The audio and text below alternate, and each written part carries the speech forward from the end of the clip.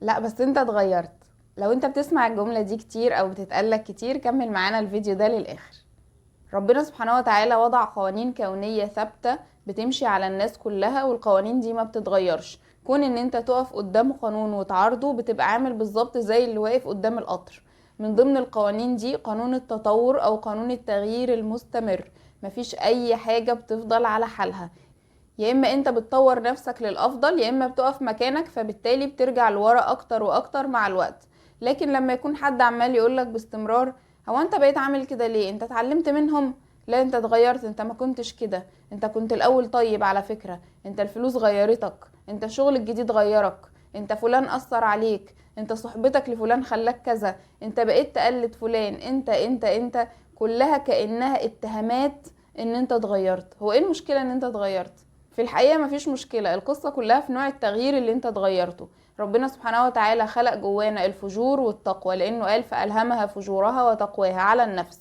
في ناس بتختار انها تزكي نفسها وتتطور اكتر واكتر وتحسن من نفسها وتتقدم لقدام وتبقى افضل، فدي ناس بتزكي نفسها، فبالتالي تغييرها للافضل. في ناس بتختار ان هي ترجع لورا وتتقادم وما تقدمش حاجة كويسة لنفسها وما تتطورش، فبالتالي الناس دي مش بتفضل واقفة مكانها، الناس دي بترجع.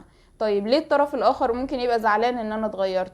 التغيير بتاعي ده ممكن يكون ان انا بقيت احط حدود اكتر، بقيت الزم اللي قدامي انه يحترم الخصوصية بتاعتي، بقيت اقدر اعبر عن رأيي اكتر، بقيت عارف فين حقوقي وبقيت احافظ على حقوقي اكتر، وبقدم الواجبات بتاعتي بس مش بقدم زيادة عن اللازم. التغيير بتاعي ممكن يكون ان انا بقيت احب نفسي اكتر، فبقيت ارفض حاجات معينة كنت بقبلها على نفسي قبل كده. طب الطرف الاخر زعلان ليه ان انا اتغيرت؟ قد يكون الطرف الاخر زعلان انه كان بياخد مصلحة معينة من وضعك القديم وما بقاش يقدر ياخدها. يعني شخص مثلا على طول عمال يتريق عليك ويتنمر عليك ويسخف وكده على اساس ان هو يظهر نفسه ان هو يعني حاجة جميلة جدا، فلما انت بقيت تحط حدود هو ما بقاش عارف يعمل الشيء ده، فبالتالي بيتهمك بقى انت اتغيرت. تمام. او ان الشخص ده، وده في غالب الاحيان بيكون موجود وخصوصا بين الاباء والابناء، ان يكون الشخص مش عارف يتعامل مع متغيراتك الجديدة. الشخص ما بقاش عارف يتعامل مع الشخصية الجديدة بتاعتك، او خلينا اقول النسخة الجديدة بتاعتك.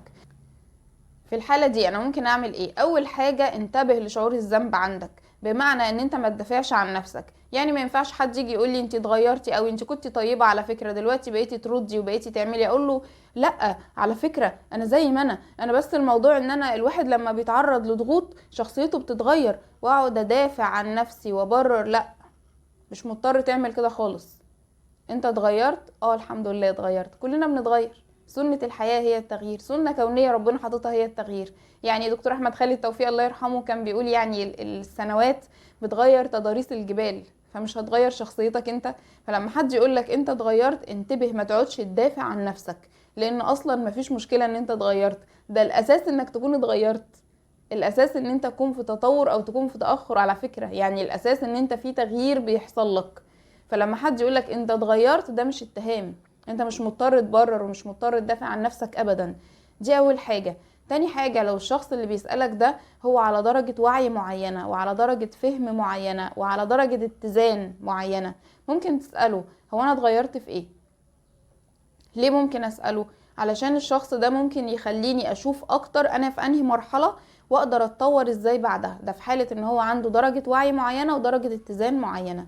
فبالتالي لما حد يقولك انت اتغيرت، انت مبقتش زي الاول، انت مبقتش زي زمان، قول له الحمد لله وانت مبسوط كده. ولو الفيديو ده لمس قلبك شاركه مع غيرك.